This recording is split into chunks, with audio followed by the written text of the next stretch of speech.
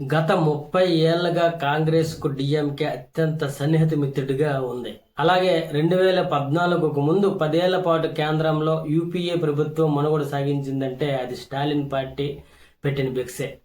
అనేక సంక్షోభాల నుండి కాంగ్రెస్ ను డిఎంకే కాపాడింది. కానీ నేడు కష్టకాలంలో ఉన్న మిత్రుడిని వదిలేసి అధికారం దక్కుతుందన్న ఆశతో తొలి అవకాశంలోనే వెన్నుపోటు పొడిచారు. ఇదే సందర్భంగా ప్రధాని మోదీ గుర్తు చేస్తూ కాంగ్రెస్ పై తీవ్ర విమర్శలు చేశారు.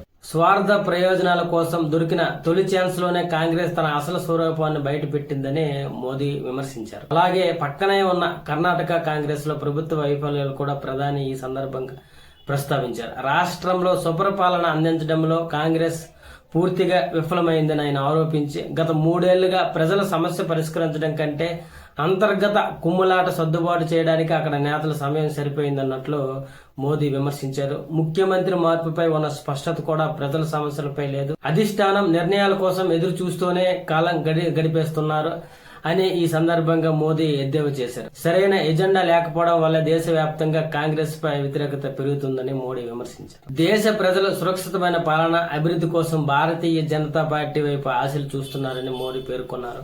పశ్చిమ బెంగాల్, అస్సాం ఎన్నికల్లో ప్రజలు ఇచ్చిన తీర్పు దీనికే నిదర్శనమని చెప్పారు. రాబోయే రోజుల్లో కర్ణాటకలోని మళ్లీ బీజేపీ అధికారంలో రావడం ఖాయమని ఆయన ధీమా వ్యక్తం చేశారు. సంక్షేమ పథకాల ముసుగులో కాంగ్రెస్ చేస్తున్న మోసపూరిత రాజకీయాలను ప్రజలు గమనిస్తున్నారని, త్వరలోనే వారికి తగిన గుణపాఠం చెప్తారని హెచ్చరించారు.